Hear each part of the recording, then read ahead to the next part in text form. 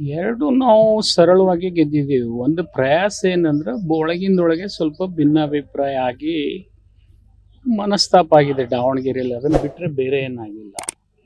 But ಜನರ ಮತ ಏನಿತ್ತು ಓವರಾಲು ಕಾಂಗ್ರೆಸ್ ಪರಾನೇ ಇದೆ ಅಲ್ಲಿ.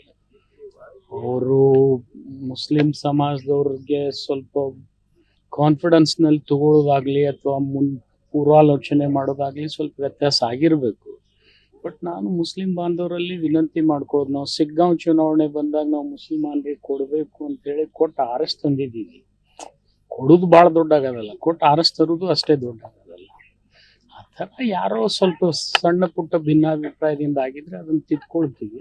ಬಟ್ ಅಲ್ಲಿ ಕೂಡ ಕಾಂಗ್ರೆಸ್ ಪರ ಇರ್ತಕ್ಕಂಥ ಮತಗಳೇ ಇವತ್ತು ಮುಸ್ಲಿಂ ಪಕ್ಷೇತರ ಅಭ್ಯರ್ಥಿ ತಗೊಂಡ್ರು ಅಷ್ಟೇ. ನಿಮ್ಮ ಪಕ್ಷದವರು ಯಾರೋ ಫಂಡಿಂಗ್ ಕೂಡ ಮಾಡಿದ್ದಾರೆ, ಅದನ್ನ ನಾನು ಹೇಳಲಿಕ್ಕೆ ಆಗೋದಿಲ್ಲ. ಅದಕ್ಕೇನಾರ ಪಕ್ಷ ತನಿಖೆ ಮಾಡಿ ಅಂತದೇನ್ರ ಮೇಲ್ನೋಟಕ್ಕೆ ಕಂಡು ಬಂದಿದ್ರೆ ಅದಕ್ಕೆ ಖಂಡಿತ ಪಕ್ಷದ ವರಿಷ್ಠರು ಕ್ರಮ ಕೈಗೊಳ್ತಾರೆ. ಹೀಗಾಗಿನೇ ಅದು ಜಬ್ಬರ್ ಅವ್ರಿಗೆ ರಾಜೀನಾಮೆ ಕೂಡ ಕೊಡಿಸಿದ್ರು. ಆ ಥರ ಏನಿಲ್ಲ, ಅವ್ರು ಬರಲಿಲ್ಲ. ಅದು ಆಗಿರ್ಬೋದು, ನಾನು ಇಲ್ಲಂತ ಎಲ್ಲಿ ಒಪ್ಕೊಂಡಿಲ್ಲಲ್ಲ, ಇಲ್ಲಂತ ಹೇಳ್ತಾ ಇಲ್ಲ. ಆದ್ರೆ ಅದ್ರ ಬಗ್ಗೆ ಅಷ್ಟು ದೊಡ್ಡ ಇಶ್ಯೂ ಮಾಡ್ತಕ್ಕಂಥ ಅವಶ್ಯಕತೆ ಇಲ್ಲ. ನಾವೀಗ ಆಲ್ರೆಡಿ ಗೆದ್ದಾಗಿದೆ.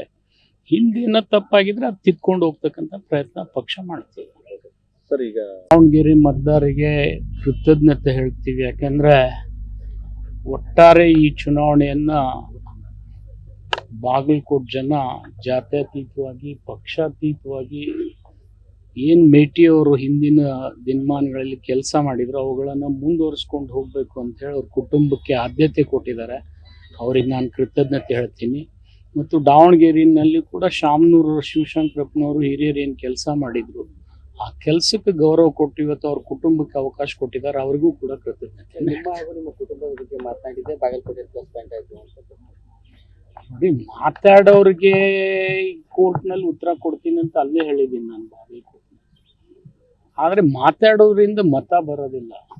ಕೇಕೆ ಬರ್ಬೋದು, 4 ಹುಡುಗರು ಚೀರಾಡ್ಬೋದು, ಇದು ಭಾಳ ದೊಡ್ಡ ಆಗೋದಲ್ಲ. ಅದನ್ನ ನಾವು ಮಾಡಿಸ್ಬೋದು. ಆದ್ರೆ ಯಾರನ್ನೂ ಪ್ರೋವೋಕ್ ಮಾಡಿ ಅವಹೇಳನ ಮಾಡಿ ಮಾತನಾಡ್ತಕ್ಕಂಥದ್ದು ಯಾರಿಗೂ ಸೂಕ್ತ ಇಲ್ಲ. ಅದು ನನಗೂ ಅಲ್ಲ, ಅವ್ರಿಗೂ ಅಲ್ಲ.